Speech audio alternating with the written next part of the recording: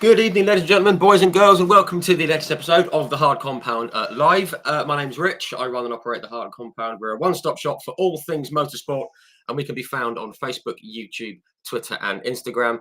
On Facebook, Twitter, and Instagram, we put out 3 articles, written articles every day. Morning, lunchtime, and evening here in the UK. These take the form of race reviews, race previews, throwbacks, birthdays, breaking news, livery reveals. And anything we can shake a stick at, really, and we cover everything from F1 to touring cars to IndyCar to rallying, NASCAR, bikes, and everything in between. In case you hadn't noticed, we also do live video interviews such as this one, and just like this one, these go out live on Facebook, YouTube, and Twitter. They're automatically saved afterwards in the video section on Facebook and in the live section on our YouTube channel. So do go over there and subscribe, and do go there and check them all out. We've had some fantastic guests, over 130 now. I won't name them all, but we've had the honour and the privilege of speaking to the likes of Mr. Mario Andretti, to Mr. Jackie Hicks, to John Watson, Hans Stuck, Chip Ganassi, David Brabham, Derek Warwick, Danny Sullivan, Ari Landike, Alonso Jr., Alex Palou, Will Powell, most of the British Touring Car Championship grid, the Mini Challenge grid. Guys like Kenny Atchison and Malcolm Wilson, and many others, Mark Stewart, Alex Keffey, and etc. So do go and check them out, but don't do it just yet, because we have a fantastic guest joining us right now. We've only got 1 hour, so I'm going to start rabbiting. He's a very busy man. We're going to bring him in very shortly. He's currently racing in the TCR UK series. Recently raced in the British Touring Car Championship, and he's seen success racing in various GT series, and he's a motorsport media and marketing expert as well. So lots to get through, not much time to do it, so we're going to bring him in right now. Please join me in extending a very warm welcome to Will Powell. Hey Rich, how you doing? Very well, Will. How are you? Yeah, not bad. Thanks for asking me on. Good. No, thank you for coming on. Obviously, I think I spoke to you at the Autosport show earlier this year and mentioned it, and you stepped in at short notice due to things being moved around. So thank you very much for coming on. Great. No problem. Right, good stuff. Okay, as I said, we don't have long because you're a very busy man. I appreciate that. So I appreciate you coming on for an hour or so. Guys, if you want to put some questions and comments in the comment section, whichever platform you're on, do put them in there. Or have a chat amongst yourselves, and we'll see them in real time and work them in for you. So thank you very much for coming on. There's plenty of you tuning in already, which is lovely. Firstly, Will, how's things going? You missed the recent round at Snetterton, but nothing too serious. No. I had to have a small procedure on my knee, which got injured earlier in the year, and then we thought we'd get away with it. Got kind of worse. So we had a few other things going on as well. Took the decision with the new team that if we weren't going to do it properly and we weren't right, we wouldn't do it at all. But we'll be back at Alton Park, and which is not that long away actually. It's only 7th and 8th of June, so not long away. One of my favourite circuits, Alton Park Island. And we've got a new teammate. Well, he's not new to me. I've known him a long time. Bradley Thurston. He's joining us as well in another Honda for that event. So yeah, looking good. But unfortunately, it was a little bit galling to miss a meeting and have a weekend off. But it is what it is. Yeah, certainly, and obviously it's probably one of the reasons I can join you actually, because I've been laid up, so I can step in at short notice and fill some time for you. Yeah, so silver linings and all that, which is great. And obviously after a strong round to start with at Brands Hatch, obviously keen to get back out there and try and move up a little bit further. Yeah, of course. Yeah, no, we it'd be nice to get some success in touring car racing. We've always seemed to struggle in that format and had the rub of the green in GTs and prototypes and other stuff. So yeah, that's definitely hopefully a target for this year. Yeah, absolutely. Fingers crossed for that. Now, I mean, what we like to do is start right at the start. Obviously, we can't spend too long, but obviously, most racers go through the karting route and build up and work through the series from there. Apart from Rick Parfitt Jr., who began racing in lawnmowers against the members of Queen, as you do. That's how we all start. But you've taken a very different route into the actual driver's seat itself, haven't you? You've gone kind of through the business side. Just how did it all start for you, and how did you come to be? Sort of. Certainly, true to say, there was no junior karting background. Money is the answer to that, and lack of family interests and links. I was very passionate about motorsport. I'd go to motorsport events. I'd go to kart tracks around where I grew up. I'd go to Birmingham Wheels. For a while, I blagged goes in rental karts and anything else I could find when I was a kid, but nothing that you would call formative. So the business side of things, but from when I was late teens, really, I was determined to break into motor racing somehow. And cars and automotive, that was my thing, my passion, and I was putting together how I could go about doing it. So that did give me the access, and then eventually, a bit later than others, managed to sort of work my way up. But it's always had to be a sort of a business first activity. We know that motorsport costs money, and it's just one of those things. So to be able to access it, sometimes you have to be a bit creative. Yeah, and you certainly were. I mean, I saw the first, or one of the first roles you had was as a road tester for Auto Car, and then went on to work for Land Rover. And then you set up your own media company. Was that based around motorsport? Not exclusively. Yeah, it was a sports marketing business. So, but in motorsport, and we sold that eventually to a company that Zach Brown was running at the time. Before he went on to McLaren, so it was an agency, but actually how that came about, the road tester wrote for Auto Cars, right? That was a way in.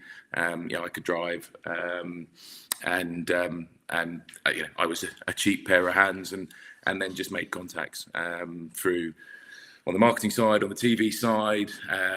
When I did some precision driving for Fifth Gear, when JP was presenting it. Found my way in. I fake it till you make it, big time, to get in there. Had a bit of a base in London, and then I went to do the performance marketing role, which involved a fair bit of driving the vehicles for JLR and some engineering stuff. And in the end, it was clear that I didn't fit at all. I think that lasted about 5 minutes. So I went off and did them as an account. And all the time when this is going on, I'm racing in the background.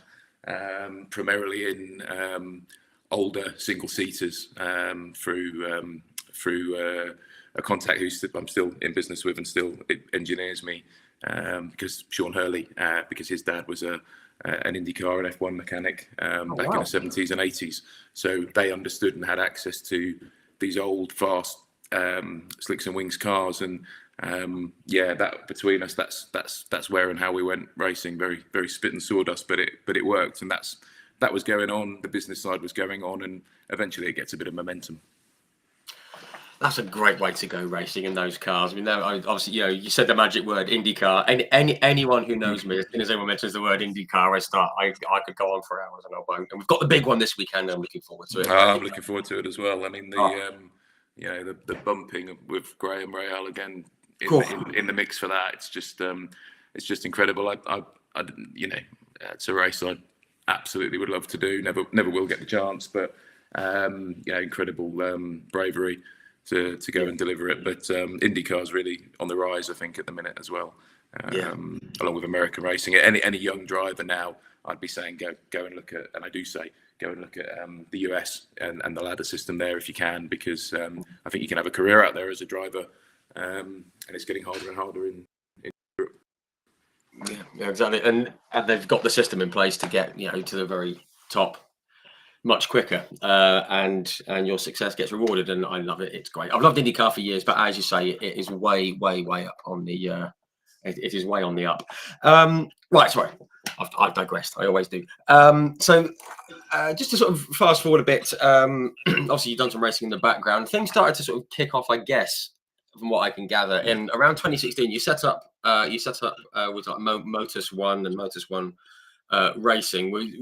Did you feel that was kind of a step that you had to take if you wanted to I say get more serious about racing, but I don't mean it that way. If you No, know what I mean. I'd already been racing on and off in different things, different places, one-offs, stuff in Europe, some stuff in the States, again around work. Not seriously per se. The Motus business was again purely a business thing at first, all in motorsport, sports marketing events, bringing sponsors into Formula E, to some Formula One teams, various other things, BTCC, making contacts, and then there were increasingly opportunities I was giving work to race teams. I was giving work to other drivers who, weren't much better qualified to do it than me. And then opportunities came up to get into racing cars. Eventually, bit later on, the Brabham BT62 project before COVID, with David, who's a good friend, but other things as well. And so it just sort of naturally evolved. But obviously, from my side, I was trying to create these opportunities all the time. I was racing was what I wanted to do, and I wanted to see how far I could get with it. So the racing division was properly started as a team, if you like, in 2018, rather than just a sort of consultancy business with an office. That's when we got a big industrial unit. That's when we started to learn that and deliver that. And then obviously COVID happened, and the whole model for everybody changed. So that was pretty much the story. But we built that Motus. We had a really, it was almost like a little family. It was not always easy, because we were always a minnow team, without a big benefactor that a lot of teams have, and it's hard work running a race team, but it was a lot of fun, and we had some really good times and some good stories. So I definitely don't regret a minute of it, and it let me access and enjoy some really good level racing with my mates. So that was good. Yeah, which is a nice kind of byproduct of it. Obviously, just before that, you'd raced in the Toyota MR2 Championship for a few years in the Roadster and the Mark II MR2. That was just a good way to keep your eye in and have some fun and enjoy some racing, I guess. And you had some success with podiums and everything else like that. Is that a series that you look back on? Yeah, there was a bunch of stuff like that. Again, it came out of work, and there'd be things to do. But if I had time and some money, I'd jump in and out of stuff. I think we did some MX5 Super Cup, did some stuff with Ginettas at the time, did some Creventic, whatever I could do and could afford to do, which was generally like a one-off here and there. That's what I would do at the time. And also, and when I say afford, I mean, time and money, but always trying to keep my hand in. And the reality is, in the UK, I don't know about where the MR2 one is now, but I can think of other grids like MX5, Super Cup, even Fun Cup, which we're doing a bit of now as a team. I reckon the UK in general, right across the spectrum in motorsport, is one of the most competitive places to learn and go racing. There are, because potentially they're limited by money, they're limited by time, but there are some mega drivers that sort of specialize in that in almost every club level meeting that you go to. And I think that's a testament to UK, but underestimate some of the club series, particularly the one make stuff at your peril. It can be a high level. A lot of different people in there as well, but it can be quite interesting, just the different dynamics. So that's definitely where we came up from, for sure. Yeah, I spoke with Ollie Jackson. He always talks very fondly about the Caterham series. He thought that was absolutely crazy, and that's just as an example. I'm sure it's cracking, and it's great that you were able to do that. And but as you said, through racing and through Motus One and other things like that. You mentioned about David Brabham. Obviously, David's come on. I saw him at the weekend, and he won. Congratulations, David! Won the Endurance Racer Brands in the GT Cup. How did you get together with David, and how did the BT62 program come together? Because it is a fabulous looking car, and it sounds great. And it's, how did it all come together? Yeah, it was. I mean, it's going back a bit now. I'll have to put my pre-COVID, but so from memory, I knew David anyway from racing, but it wasn't directly through the link to David. It was through some sponsorship marketing consultancy that we were doing, because their original business model with the Brabham BT62, which was developed by an Australian sort of team of investors and businessmen. Their model was a track day car, like a Ferrari FXX. And although that was an interesting model, it potentially wasn't going to do the volume that they wanted. So we were brought in to talk about, commercial partners, selling it to guys, the marketing, the branding, all of the things that they, might need to help get a brilliant name like Brabham back on the grid. And these days, if you're not basing a car on a homologated road car, GT3, there's various regulations and rules that you have to adhere to manufacture a car and get it looked at like that. So in the end, they took the decision to take it racing to prove that it could be more than just a track day car, which we did. And I ended up driving with David in the kind of non-pro role, if you like, which was required for the series that we wanted to do. But equally, a car like that, they weren't just going to hand it over to somebody, and they were trying to sell cars, which we did for them. Wow.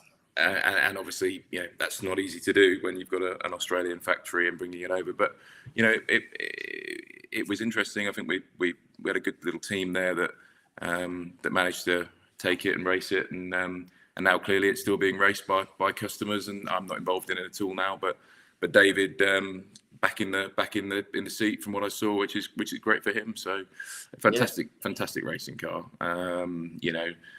Fundamentally, it was a really amazing car to drive and enjoy, and I got to drive it in Australia. I got to drive it here and elsewhere, and it was always special. So I was really pleased for David and to see it back out again over the weekend. Yeah, it's great to see him. I was invited down there by Jody Slarsey, who races for another team, who's come on here, and I didn't know David was there until I saw him in the paddock, and I went over and saw the car and spoke to him. And as you say, it's a fantastic car. And you can't miss the car when it's there. I mean, one of the sad things actually is in Australia they don't have any real problems with noise like we do at the circuits because it's Australia and it's massive. So I don't know. There must be some noise restrictions, but generally speaking, whenever we demoed it in Australia, we just ran it with the exhaust it came out the factory with, and I genuinely have never been in a race car that sounds as good as that. I mean, it was just phenomenal, and it still sounded good when we did it over here. But I think it sounded good on the weekend as well.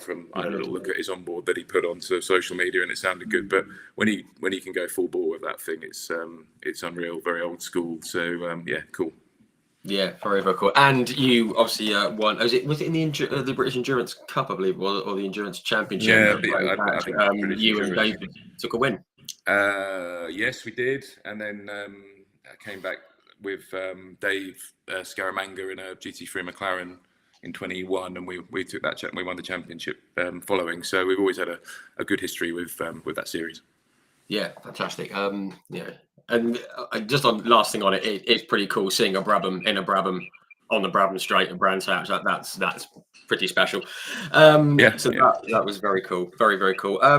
Just to go on further, and obviously you went from there. You went on to race in the Ginetta. Was it the GT? Was it GT5 you raced in the Ginetta in the series? Super Cup. Yeah, we did a bit of Ginetta Super Cup, and then we ran that with clients, partly as a bit of a driver development thing with a customer racer who then went on with me into GT3. It sort of fitted with the Super Cup on the touring car package plus some endurance stuff, but we ended up doing more of the two driver stuff just to bring him along. So yeah, we did a bit of that, and then that morphed into a GT3 program with a McLaren with the same co-driver. Yeah, fantastic. Just a quick one. I think everyone, obviously, there's a lot of BTCC followers tuning in here. Everyone knows about the Ginettas, the various incarnations of them, and I think everyone would agree they look absolutely brilliant fun to drive, depending on what series you're in, I guess. The juniors look a bit crazy, but compared to, say, the Brabham and the McLaren and the Ginetta, just how different is it to drive? 'Cause it looks a bit sort of small, a bit more sort of nimble. What, a Ginetta? Yeah. I don't know about the current 56 GT4. The G55 is not particularly that we were involved in that time with the V6. Not particularly fast in a straight line, but it's got very good brakes. It's very light, and it's very aero dependent. It's got a big high rear wing, and and so on. So they're actually a bit tricky. You can get it wrong quite quickly, whereas in a lot of the GT4s, like a McLaren, like a 570 was the equivalent in the day, and there's others now. It's still quite road car, a lot of mechanical grip, big fat tyres. With Ginetta, you got speed out of the Ginetta from actually leaning a little bit onto the aero, some of those characteristics that are a little bit harder to access because you have to push the car along to get the performance. So yeah, they weren't the easiest things actually, versus something that, that car didn't have traction control, didn't have ABS.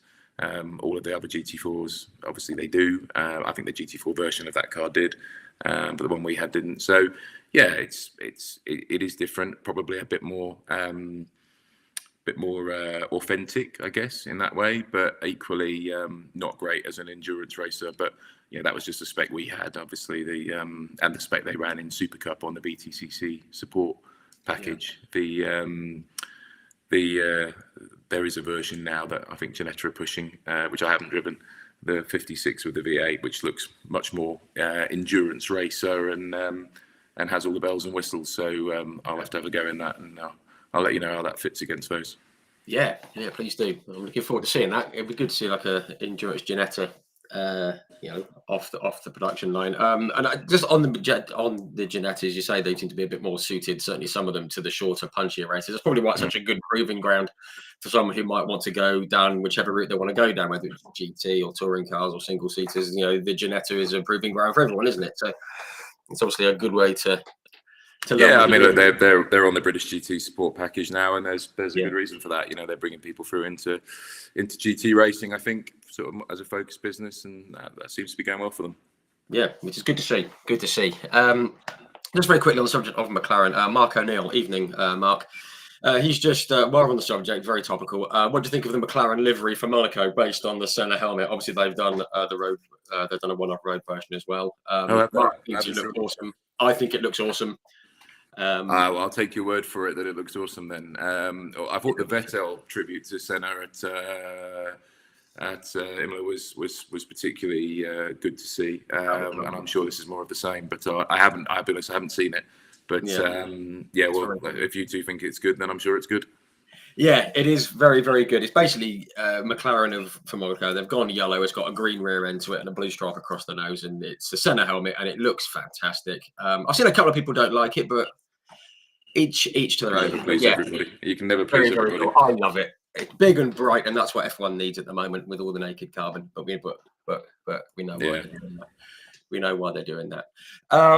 So yeah, very quickly, that McLaren, the season you had in McLaren, I believe it was 2021. You won the championship, you won the title there.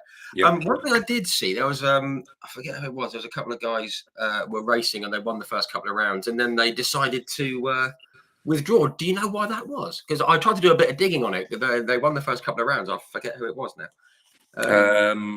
Depends who it was. I can't remember, to be honest. I can't remember who it was. But a few series that year, but. Probably usually is if they've crashed and they've got the cars being damaged or something along those lines. Yeah, I think it was John. Oh, John. Yeah, I've got it here. John Seal and Jamie Stanley. They suddenly withdrew, but you guys obviously capitalised. You took a lot of class wins, and you finished sort of 4th and 5th on the road in the class, which was very good. I guess you enjoyed that season.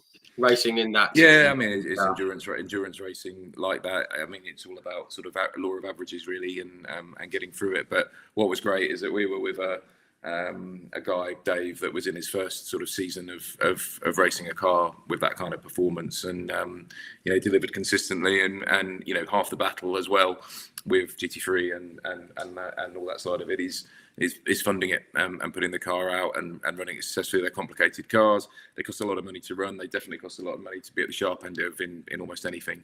So, the whole project and everything that happens behind the scenes is a lot. It's not just turning up in a nice McLaren and blasting it around. And I was really proud of the whole team. Him was obviously he was a client, but became a good friend. And we had a good run with that. Stood on the top step of the podium often, and getting the car out and being there is a big part of putting a season like that together. And easier said than done sometimes. Yeah, absolutely. And as you touch on it, it's sort of with all the work that goes on in the background, all the stuff that we don't see as fans, we just see the lovely cars and the racing and everything. There's so much more, as we know, and it's nice to have that little culmination, to have some success at the end of it, of course.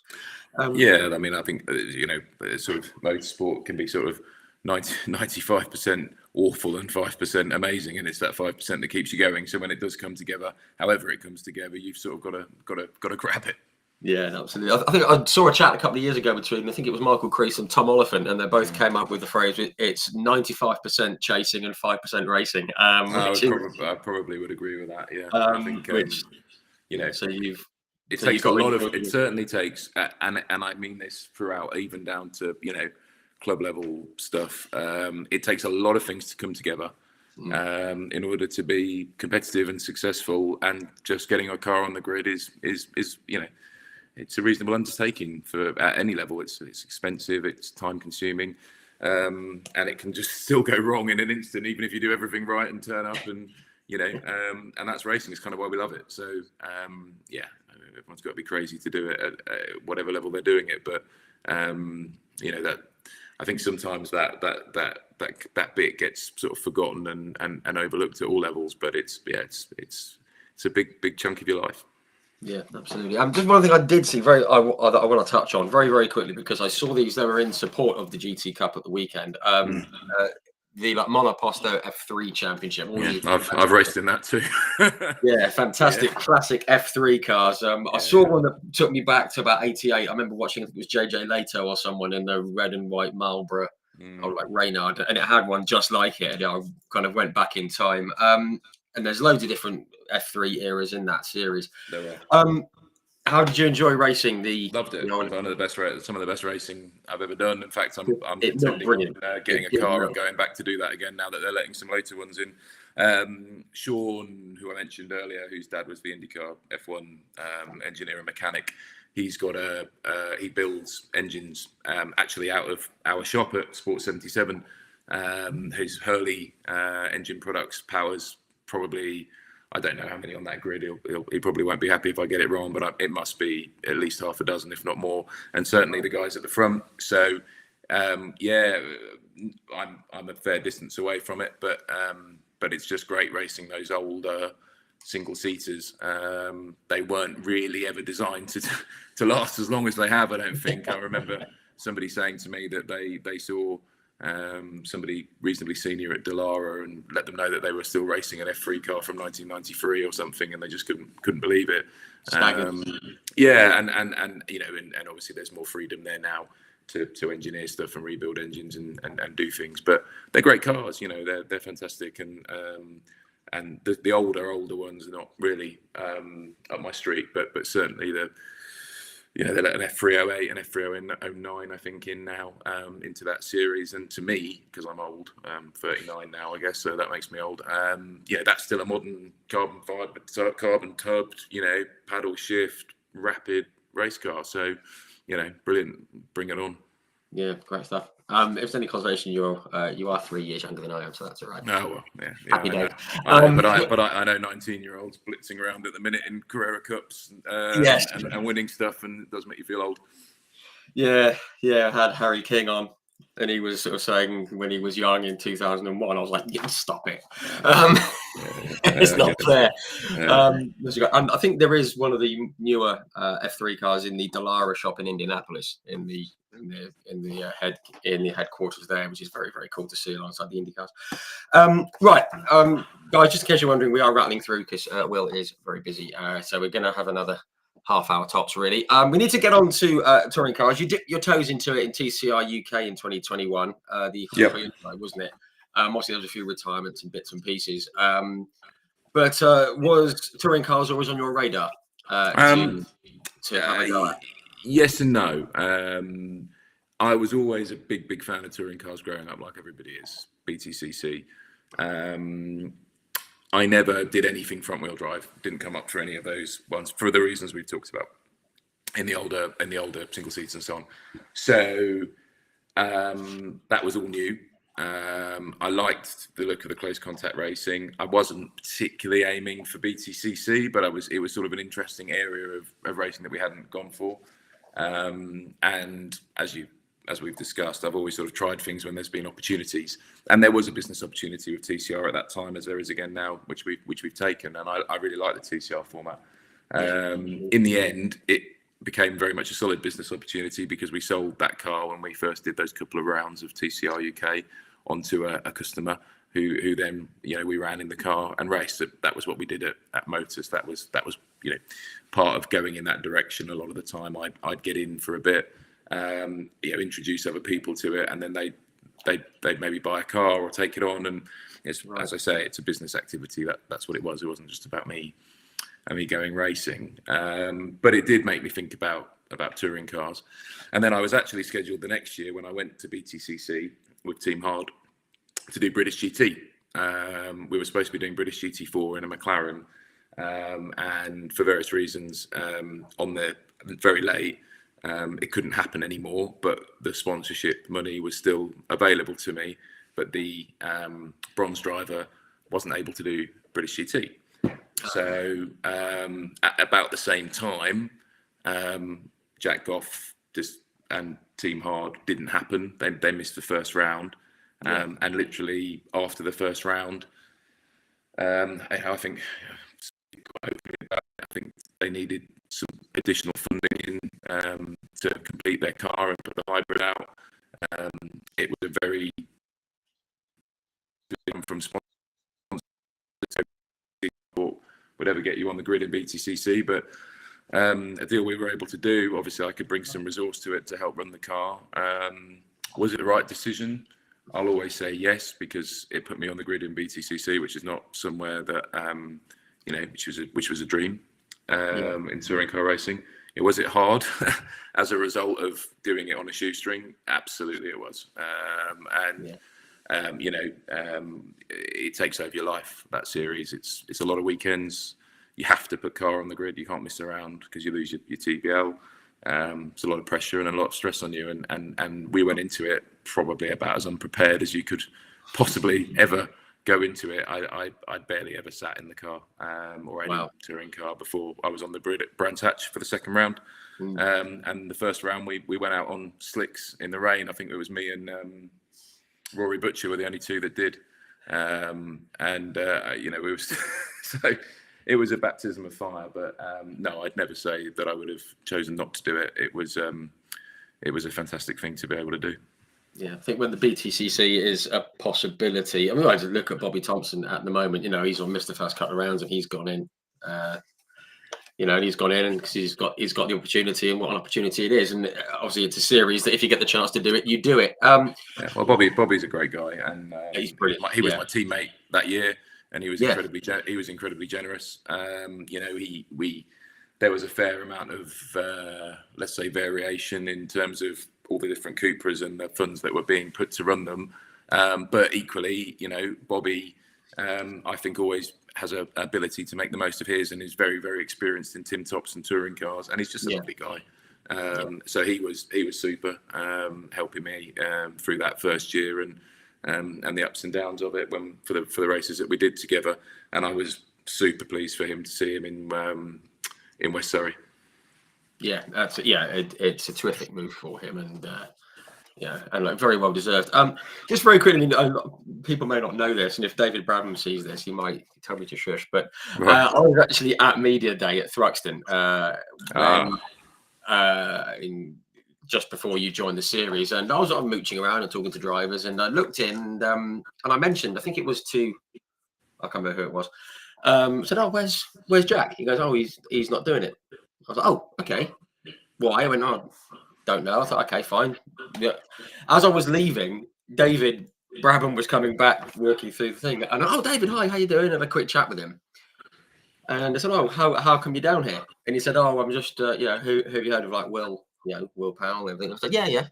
He goes, "Oh, we're just trying to get him into one of the seats." So I went, "Oh, right, is it Team Hard?" And he just went, maybe. He just had that little smirk. I went, I don't think there are any others, to be fair. David was a great support, and I wanted his advice as somebody he's a person that raced at the highest level. I mean, you speak to David, and he, you know, I mean, we were talking about that sad day in Imola that was celebrated so well recently with Ratzenberger and Senna.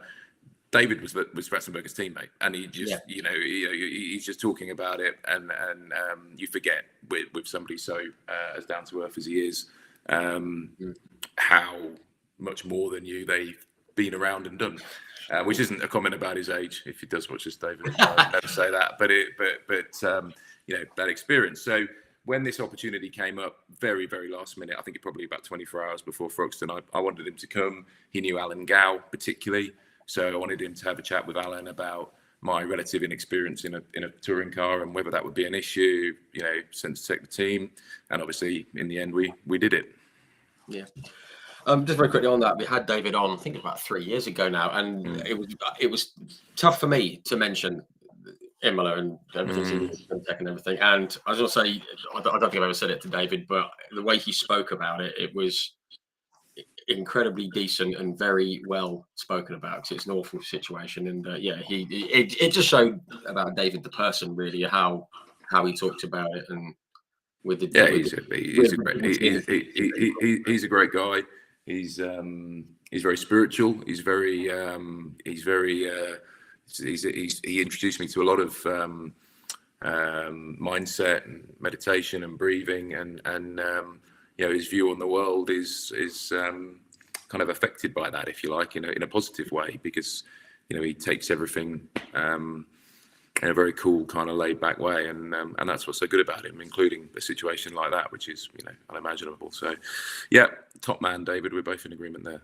Yeah, he's a great guy, and obviously he helped get you into the season. Obviously it was last minute. I guess there were no real expectations going into the season. It was just a case of get in and learn and see where you can get.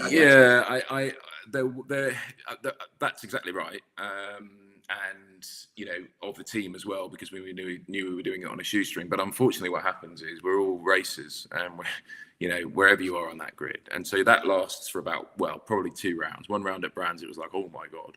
The second round, and then you're like, well, I want to do better. I want to go forward. I want this. I want that. And that's when stuff starts to get tough, and that's when it gets frustrating, and that's when you don't like being beat. And you have to learn quick. And a lot of it was me. I made mistakes in the car because I was basically learning to drive it as we drove around. It wasn't an easy car to drive. And then some of it was the team, and some of it was the money, and the usual thing. So in the end, you start to get disheartened, even if you have no expectation and shouldn't have expectation. And if you don't, you probably shouldn't be doing it in the first place. So yes and no is how I'd answer that question. Yeah, they're like initially with no expectations, but then it was a case of, oh, hang on, I don't like this. I want to go that way. Yeah, right. And you stop looking at the small improvements, and that your lack of experience and so on, and you start, and I'd always been fortunate, GTs and other things and single seaters that somehow clicked with me, and it took longer to start finding my feet with those cars. Yeah, absolutely. I mean, it was a pretty steady season, obviously, in the car that wasn't that competitive and difficult to drive. Obviously, Bobby and Aaron Taylor-Smith got more out of it with their experience with the car, but they probably got as much out of it as they could, just because it was a new car. Yeah, a bit of that. I mean, bit of the difference in budgets and team priorities with these cars. They were all a bit different. A lot of it experience for sure. Some of it we were really learning tracks on the job as well. Knockhill, I'd never raced Knockhill before we turned up there. I'd never driven around it. So all sorts of Thruxton similar. So because you don't go there in GT cars, so that was that. But it was it was great. From an experience and learning point of view, I just wish I'd done more of it. What was interesting is that when the team. So Tom Oliphant, who I don't really know particularly well, but seems like a nice guy. He was back from Australia briefly, and a deal was done to put him in. I wasn't very happy about it at the time, but you have to go with that. I always knew that my deal was, requiring topping up, shall we say, on the financials, and that was part of it. Sure. And he was a really experienced guy, but. Didn't get a huge amount more out of it. So those sort of things, and Carl the same. He's a good driver and at the front in TCR UK. he did the last round, and it was the same. You know, you don't have to have much missing in BTCC, or at least in that year, and probably especially now this year. I think it's even more so to be right at the back. So it's that kind of championship. You know, it's ferocious. Yeah, absolutely. Just keep an eye on the time. Obviously. Team Harder, obviously, that was just for the one season. Yep. 2023, One Motorsport. Now, I know this can be a sore point, and I know we can't talk in too much detail about it, and that's absolutely fine. And I wouldn't ask anyone to because of how it all came about. But very quickly, at the start, you were involved with One Motorsport, who have raced in other series, in like GTs and stuff. Very basically, how did the takeover of BTC racing happen? Because it all kind of merged together with the Hondas and so other way around. So Motus One was my business, and then One Motorsport became One Motorsport, and had a deal to take over that business and start a GT arm, and that deal never happened, basically. Right. And so it was a business disagreement. That's why I left. And you know, as you say, I can't go too much into that. It wouldn't be appropriate for me to do so.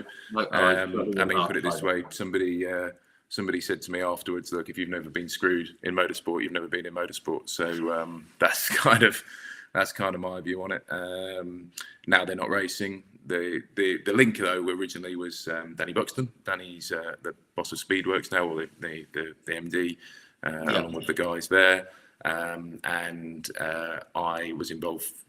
Got involved with Danny when I was driving McLarens and doing stuff with McLaren, and he was previously the customer racing head at McLaren, and then he was a friend, still is, known to me at One Motorsport, and then that put a deal together, and you know it was a dream scenario that we were originally looking at going up to 4 cars with Jade and myself, who I was looking forward to working with, and what became then Josh and became Aidan. You know, we were putting the GT arm of Motus in there, which looked like a bigger team, bigger company. They put a press release out to that end, changed their brand identity. It all looked good until, as ever, it wasn't. By which time we were in it, and it didn't work. And you know, fair bit of bad feeling at my side, and I'm sure there's on the back of it. But you know, on the exit, that's now. You know, they're not racing this year, and people are elsewhere in lots of different teams. And so from my side, I'm just solely focused on what we're doing now at Sports 77 and moving forward with life. And it's one of those opportunities that never worked out the way it should have. Yeah, absolutely. I mean, I remember I sent you when it all happened. I think I messaged you on Instagram, and I didn't. It wasn't probing or anything like that. I just said, "Oh, is everything all right?" And you just said, "Oh, it's a shame that it's happened."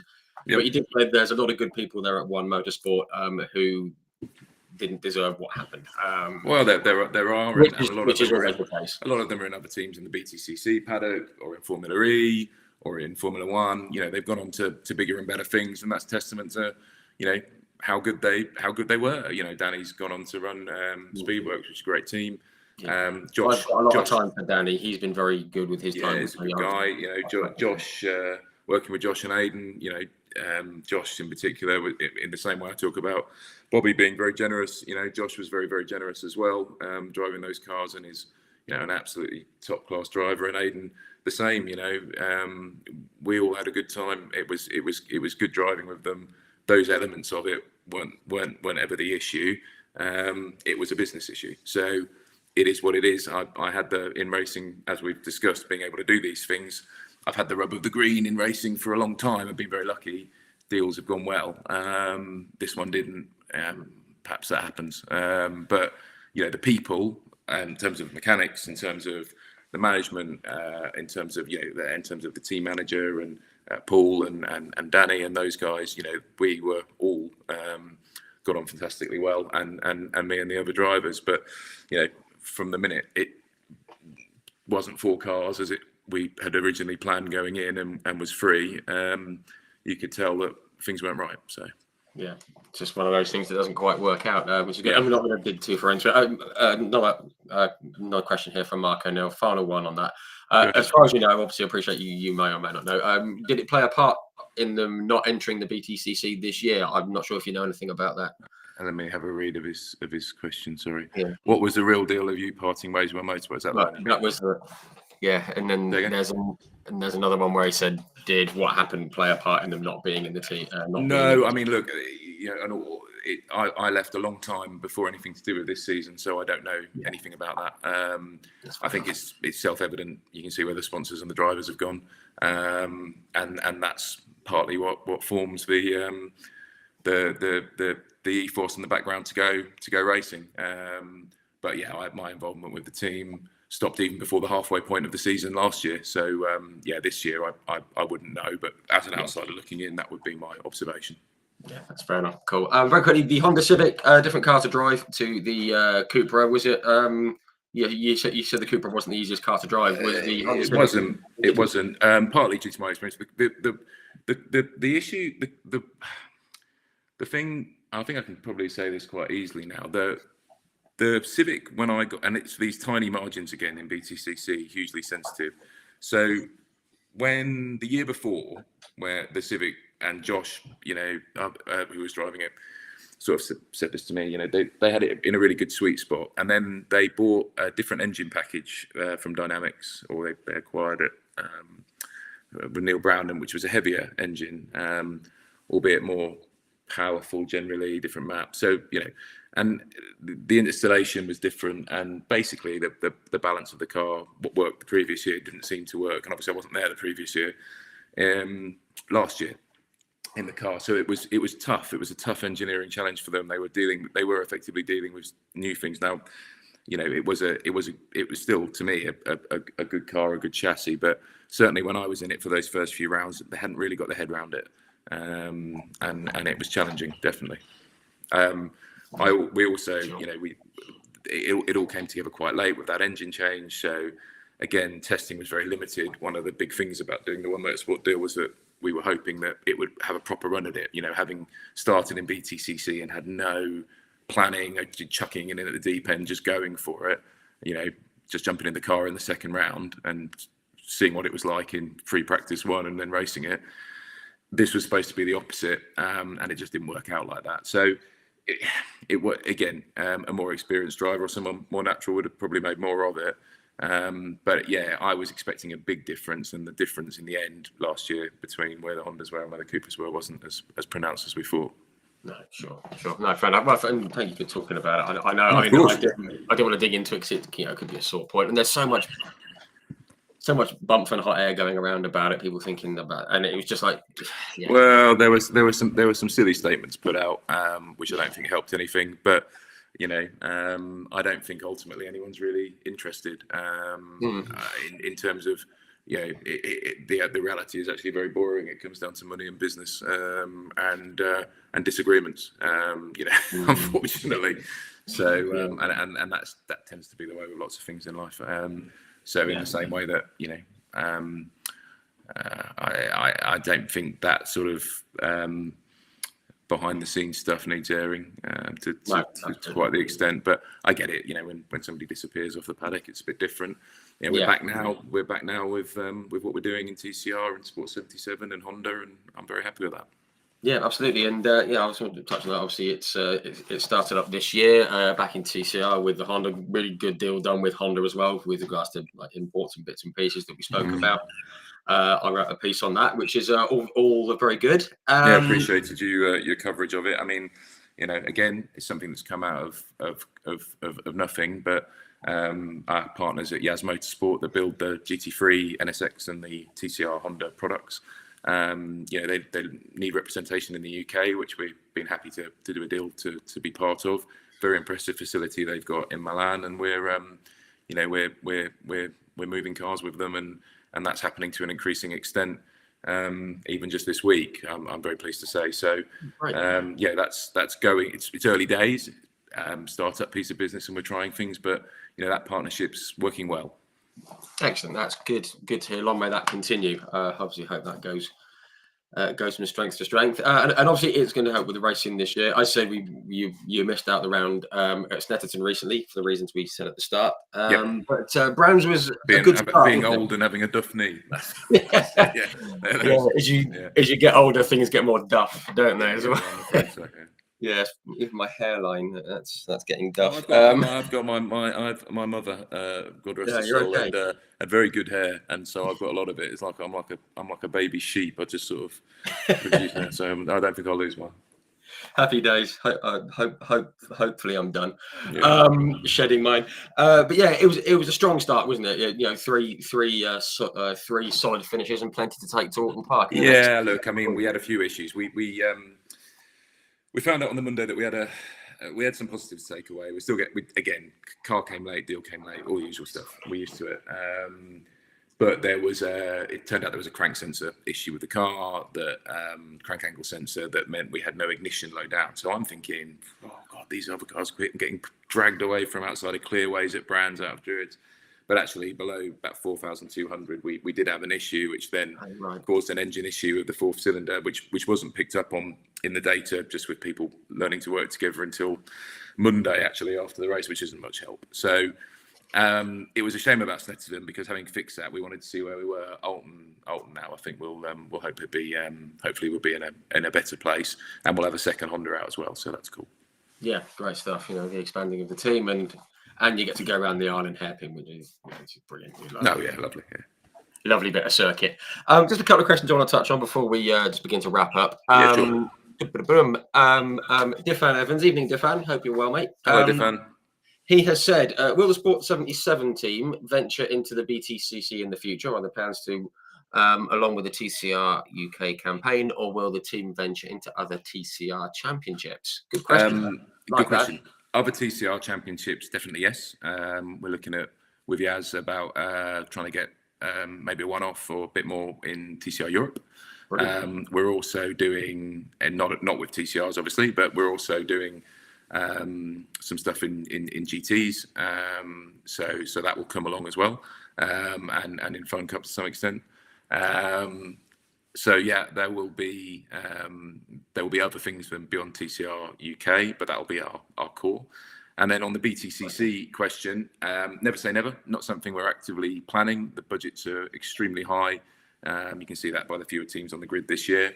And our affiliation with Honda is paramount in terms of those products and the TCR product. If there was an alignment, if there was a regulation alignment in the future with TCR, if there was something that Yaz Motorsport wanted to do, or the stars aligned in some other way, then yeah, of course.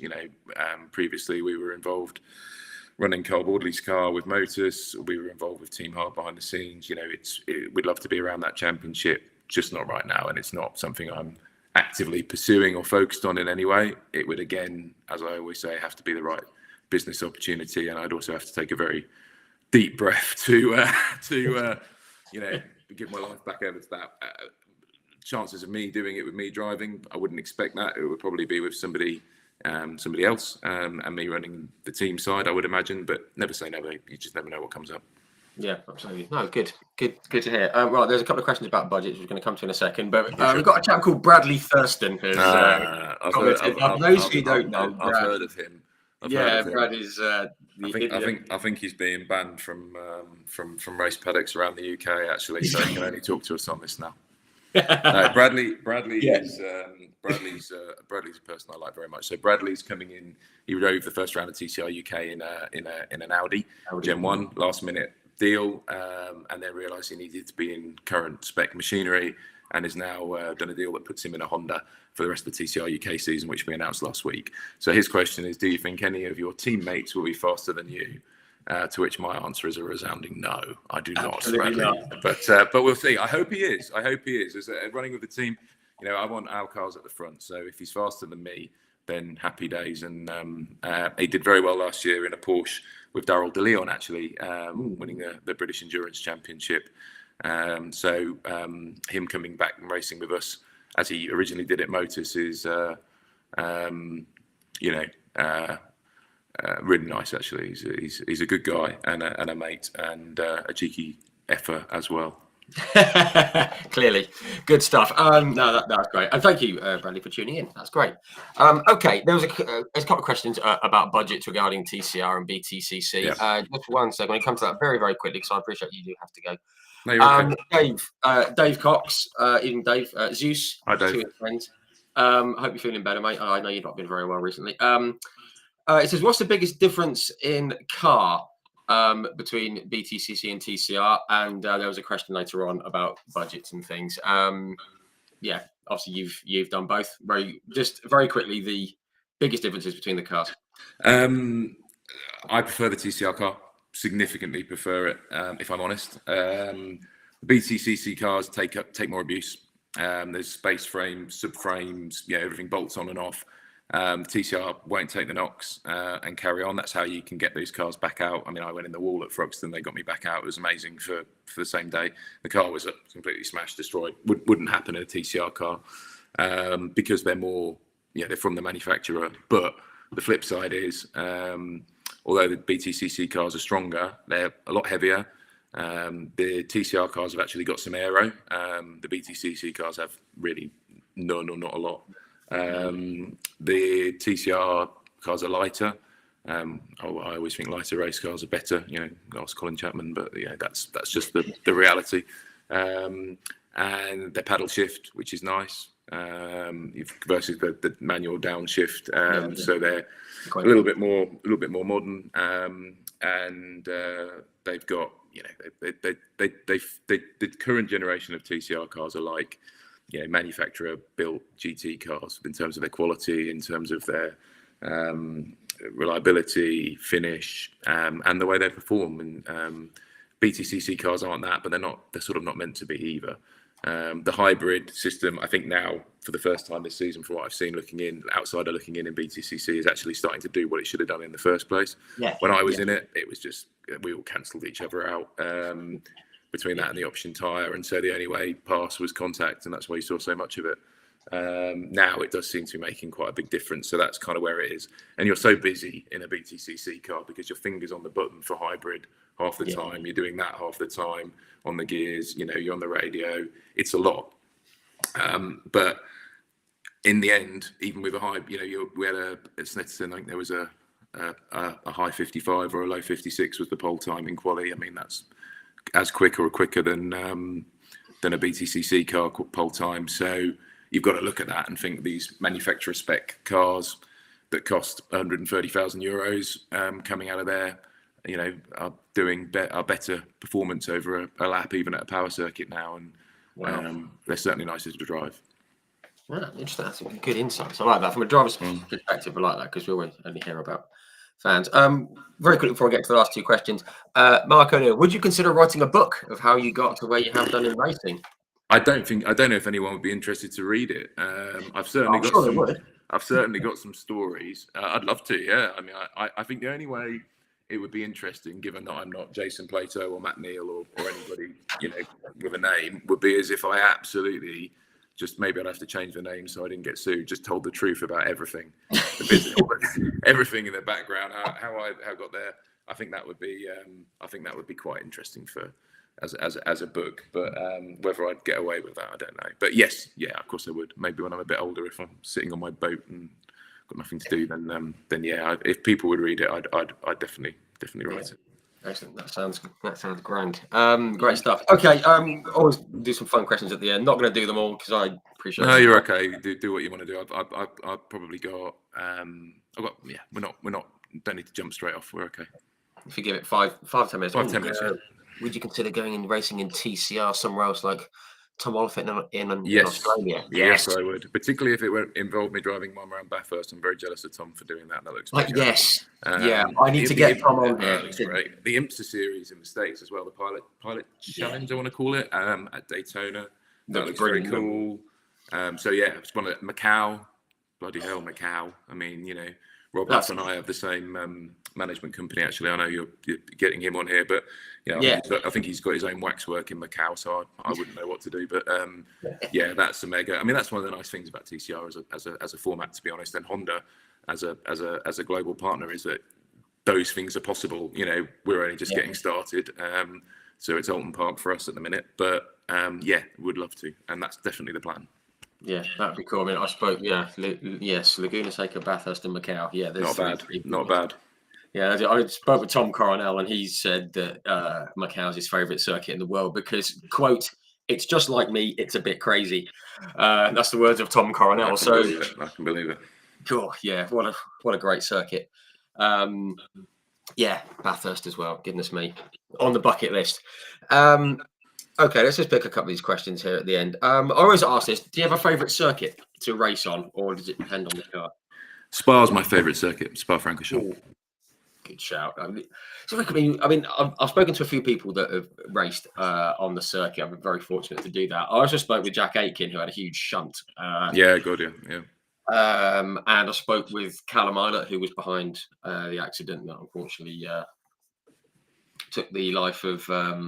I've forgotten his name. I've drawn a blank. My apologies. The young French lad. Antoine Hubert, he was there. Yep. That series of corners, we know Eau Rouge and then up Radion and things like that.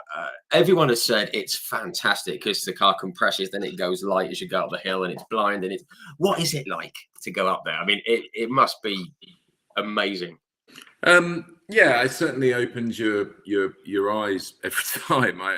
That's what's so good about that circuit and other circuits, that there's sections of it which every lap you get to it. Pouon, Eau Rouge, Radion, that you are, you feel alive because you every time going through it, and if you're going through it in a race situation, even more so.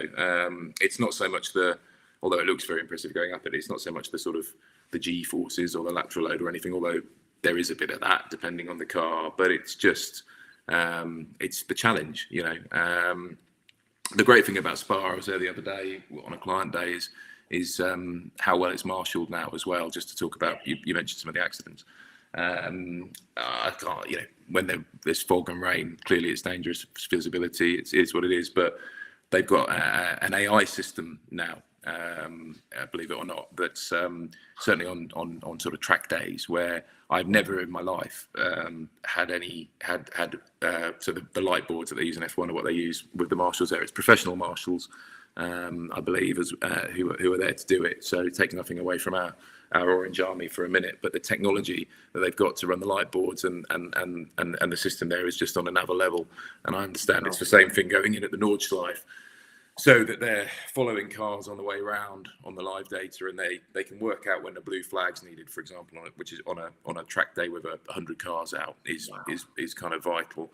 A yellow goes out because a car seen off the side of the circuit, a double waved automatically, instantly.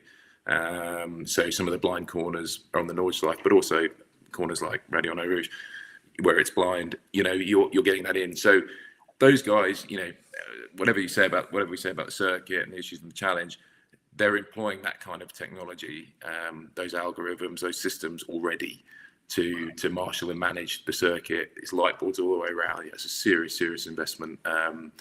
So hopefully that'll help drivers and us stay safe. But in the end, this is what we do even now. It's not compared with how it used to be, thank God. But yeah, we love it, and it's exciting for a reason. And part of that reason is the danger, I'm afraid. And you can't ever eliminate that. But certainly systems like that, when I was at Spa a few weeks ago, it's just so impressive. Yeah, that's going to be a terrific addition certainly to those circuits, and obviously other circuits where it comes in. That's going to be excellent. But yeah, I think you're right. There's that jeopardy and the danger that it's always going to be the attraction, isn't it? How far can I push this thing? It's always going to be there. But as long as the outcome of anything dangerous happening isn't so bad, which that's what we want. Then that's what we want. We want the danger to be the attraction and not a cause of anything. Yeah. That's what we can go down that route. Terrific. Okay, very quickly. You've got a favourite car that you've driven, because you've driven some absolute beauties. If you've got a favourite. I once and very briefly got to drive a Jaguar XJR 9 from the Group C car with their silk cut livery from the Heritage Collection at Jaguar. Oh wow! That was special, very special. Wow, silk cut Jag. Oh, that one. Yeah, not that it was not that it was an easy thing to drive, but it made you realise what those guys were going through when they were racing them. So as an experience, and as a little boy, I had that in my Ski Electrics. That was pride of place. And when I was 11, I nicked and smoked Silk Cut fags because Silk Cut was on the side of that car. That was everything to me, and I driving one was phenomenal. Yeah, I've got a model of it just over there. I can see it. I've got a little model one. I've also spoken to a few guys who have driven it, like Derek Daly and Raoul Boisel and guys like that. And the background when I had Raoul Boisel on here, he had that as his big artwork backdrop because he just said it's proper. You just kind of, when you're in one, you think, imagine doing 200 and whatever miles an hour down there, straight in that, and we were shifting, but. Yeah, I mean, this is proper guys. I mean, that's a guy who's done F1 and has done the Indy 500, and he said the Silk Cut Jag was his favourite car. So, happy days. Okay, this is the final question. You've raced against some great drivers just from across the board. From guys like TCR, you got like young lads like Callum Newsham and like Lewis Kent, quick lads. Dan Kirby, who we all miss very, very much, of course. Yep. And from across the BTCC, on the grids that you've raced against, anything like that, is there anyone that you've raced against that maybe isn't the best, but stands out as just being really good, the consummate kind of driver? He just does everything right. I can't say David Brabham. Come on. No, I won't say David Brabham. Look, I know I've seen from the questions that BTCC's kind of some BTCC fans in there, so I'll focus on BTCC in terms of it's easy to say Ash Sutton, Tom Ingram because they're at the front, and they're both phenomenal. Ash is very methodical, treats it seems to be like a big go-kart race, just finds speed. Tom's different character, but you can see they're great. But interestingly, in terms of drivers not coming up, it's the wrong phrase because they've been around for a bit, but when the stars align for them, and I think is Bobby Thompson and Josh Cook, who have banged doors a few times as well. Bobby Thompson, and I was teammates with both, obviously at different times, so maybe I'm a bit affected by that, but they're on the edge. Well, Bobby's not been in it this year yet, but he will be now. They're on the edge of that, and I can tell you from sitting with them, first-hand experience with them both, different drivers go about things different way, but those two have got every potential to be right at the sharp end in British touring cars, and therefore right at the sharp end of. I do believe it's the most competitive championship in the world, bar none, full stop, and right at the sharp end of that. So, yeah, Josh and Bobby, I would say, not that that's probably a surprise to a lot of people, but both real talents in their own way, and I got to see that up close. So, be really interesting to see where that goes. Yeah, and it's good to see those two getting some love because obviously Ash and Tom Ingram and Colin all guys rightly get all the headlines, but they are two. It's easy to do that, and it's obvious to do that, and then you get a reverse grid and someone will come in. But